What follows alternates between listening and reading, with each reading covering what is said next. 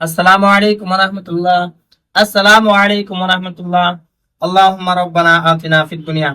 नमाज के बाद जो हम दुआ मांगते हैं तो हमें अरबिक में दुआ मांगना चाहिए या फिर उर्दू में, हम अपनी जबान में दुआ मांग सकते हैं या नहीं। और दुआ में क्या दुरूद शरीफ पढ़ना जरूरी है? तो देखिए, सारी चीजें हम आपको आसानी से बताते हैं। सबसे पहली बात तो आप ये समझिए कि दुआ में जो हम हाथ इस तरीके से फैलाते हैं तो इसका सुन्नत तरीका क्या है। हाथ फैलाने का, इस तरीके से दुआ मांगने का क्या सुन्नत तरीका है, कैसे हाथ रखना चाहिए। तो ना हमें सटाने का हुक्म है कि बिल्कुल सटा दीजिए या फिर बिल्कुल फैला दीजिए। दुआएं तो हो जाएगी लेकिन सुन्नत के खिलाफ है। नबी करीम सल्लल्लाहु अलैहि वसल्लम से जो दुआ मांगना साबित है, यानी कि सुन्नत रसूल जो है, तो इस तरीके से आप दुआ करें, यानी कि सीने के बराबर रहे, ना ज्यादा फैलाना है और ना ही ज्यादा सटाना है। बस इस तरीके से इतना भी अगर आप रखेंगे तो हो जाएगी। और आपकी जो निगाह है वो हथेली के ऊपर इस तरीके से, ठीक है। आप सबसे पहले बेहतर ये है कि आप दुरूद पाक पढ़ लीजिए। अब दुरूद पाक अगर आप नहीं पढ़ते हैं तो दुआएं कबूल होती है या नहीं, और दुरूद पाक क्यों पढ़ना चाहिए ये भी हम आपको बताएंगे। दुरूद पाक जो आपको दुरूद याद हो, या फिर आप दुरूद इब्राहिम चाहें तो वो भी पढ़ सकते हैं जो आप नमाज में पढ़ते हैं, या फिर सल्लल्लाहु अलैहि वसल्लम ये भी आप पढ़ सकते हैं, अल्लाह रब्बु मुहम्मदिन सल्लल्लाहु अलैहि वसल्लम। और भी कई तरीके के दुरूद पाक होते हैं, जो आपको याद है वो आप पढ़िए, ठीक। दुआ अगर आपको अरबिक याद है, जैसे बहुत सारे लोग सोचते हैं कि नमाज में जो दुआएं मांगी जाती है वो अरबिक ही में होनी चाहिए, रब्बना आतिना फिद दुनिया या फिर अल्लाहुम्मा अंतस सलाम व मिनकस सलाम, तो ऐसी कोई बात नहीं है। अगर आपको अरबिक में याद है तो ठीक है, अल्हम्दुलिल्लाह। उसके माने भी आप याद कर लीजिए ताकि आपको पता चले कि आप दुआ में मांग क्या रहे हैं। जैसे रब्बना आतिना फिद दुनिया पढ़ रहे हैं, दुआ मांग रहे हैं, लेकिन इसका माना ही आपको मालूम नहीं कि इसका माना क्या होता है। तो बेहतर है कि माना याद भी कर लीजिए, तो ये ज्यादा अच्छा होगा, क्योंकि आपको समझ में आएगा कि आप रब से मांग क्या रहे हैं, ठीक है। दूसरी बात ये कि अरबिक में दुआ अगर आपको याद नहीं है तो कोई बात नहीं, आप उर्दू में मांगिए, या आपकी जो जबान है वो अपनी, आप उस जबान में भी दुआ कर सकते हैं। क्योंकि बहुत सारे लोगों की जबान अलग अलग होती है, हमारी जबान अलग है, आप वीडियो देख रहे हैं आपकी जबान अलग होगी। जरूरी तो नहीं कि सबकी जबान उर्दू ही हो, किसी की कुछ किसी की कुछ है। तो आप अपनी जबान में भी चाहें तो दुआ मांग सकते हैं, और वो दुआ अल्लाह कबूल फरमाता है।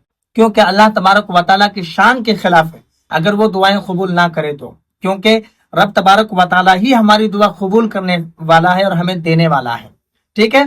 तो अल्लाह से जब भी दुआ मांगेंगे अल्लाह आपको जरूर अता करेगा। दुरूद पाक हम किस लिए पढ़ते हैं? एक तो कुरान पाक में अल्लाह ने फरमाया, इन्नल्लाह व मलाइकतहु युसल्लूना अलन नबी या अय्युहल्लज़ीना आमनू सल्लु अलैहि वसल्लिमु तस्लीमा, जो 22वें पारे की ये आयत है कि अल्लाह और उसके फरिश्ते दुरूद और सलाम पढ़ते हैं नबी पर। ए ईमान वालों, तुम भी खूब खूब दुरूद और सलाम भेजो। तो इसलिए भी हम दुरूद पाक पढ़ते हैं। दूसरी बात ये कि जो हम दुआ मांगते हैं, हो सकता है कि हमारे गुनाहों की वजह से या फिर हमें दुआ मांगने का सलीका नहीं, बेअदबी की वजह से हो सकता है कि अल्लाह हमारी दुआ कबूल ना करे, ठीक है। तो हम दुरूद पाक इसलिए पढ़ते हैं कि अगर हम दुरूद पाक पढ़ेंगे तो दुरूद पाक पढ़ने से अल्लाह तबारक व तआला उसको रद्द नहीं करता है। तो अगर हम दुरूद पाक पढ़ लेते हैं, फिर हम दुआ करते हैं, फिर आखिर में हम दुरूद पाक पढ़ते हैं, तो उसके सदक़े में हमारी दुआ भी कबूल हो जाती है। इसलिए हम दुरूद पाक दुआ में पढ़ते हैं। अब मसला यह है कि अगर कोई दुरूद पाक नहीं पढ़ना चाहता, नहीं पढ़ता है, उसकी दुआ कबूल होगी नहीं होगी या नहीं होगी? तो बेशक दुआएं तो कबूल हो जाएगी, लेकिन वही जो हमने बताया ना कि हो सकता है कि हमारी कुछ कमी की वजह से हमारी दुआ कबूल ना हो, इसलिए हम दुरूद पाक पढ़ते हैं। तो बस यही नियत है हमारी, इसलिए दुरूद पाक पढ़ना चाहिए। बाकी अगर कोई नहीं पढ़ता है, नहीं पढ़ना चाहता, ये उसकी मर्जी है, कोई नाजायज और हराम नहीं और कोई गुनाह वाला काम नहीं। और अगर आप दुरूद पाक पढ़ते हैं तो ये सवाब का भी काम है, ये सवाब भी मिलेगा और उसके सदक़े में आपकी दुआ भी कबूल होगी।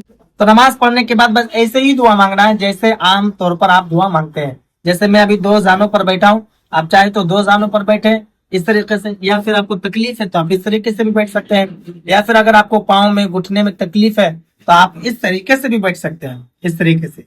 यानी कि जिस तरीके से आपको सहूलत हो बैठने में, आपको तकलीफ ना हो, आप उस तरीके से बैठिए और हाथ इस तरीके से रखिए और दुआएं मांगी जो आपको दुआ करने, ठीक है। लेकिन यही है कि दिल से आपको दुआ मांगना है, बिल्कुल खुलूस नियत से, दिल से, और अल्लाह की बारगाह में रो रो कर, गिड़गिड़ा कर आप अगर दुआ करते हैं तो अल्लाह आपकी दुआ रद्द नहीं करेगा। आप चाहे फर्ज नमाज के बाद दुआ करें, सुन्नत नमाज के बाद करें, नफल नमाज के बाद करें, कोई भी नमाज, यहाँ तक कि कज़ाई उम्री भी अगर आप पढ़ते हैं उसके बाद भी आप दुआ कर सकते हैं। तहज्जुद नमाज अगर कोई पढ़ता है उसके बाद भी दुआएं इसी तरीके से मांगने का तरीका है जो हमने आपको बताया। चाहे तो दुरूद पढ़ें चाहे ना पढ़ें, عربک میں دعا مانگے یا پھر اپنی زبان میں مانگے, اردو میں مانگے, چاہے جس طریقے سے بھی آپ دعا مانگے, اللہ آپ کی دعا ضرور قبول فرماتا ہے. مجھے امید ہے کہ میری بات آپ کو سمجھ میں آ گئی ہوگی. اس کے علاوہ اگر آپ کے من میں کوئی سوال یا پھر کوئی ڈاؤٹ ہوتا ہے مجھے کمنٹ پر ضرور بتائیں. باقی اس ویڈیو کو لوگوں میں ضرور شیئر کریں تاکہ دعا کے بارے میں لوگوں کو پتہ چل جائے, اور اگر نئے ہیں چینل پر تو چینل کو بھی ضرور سبسکرائب کریں.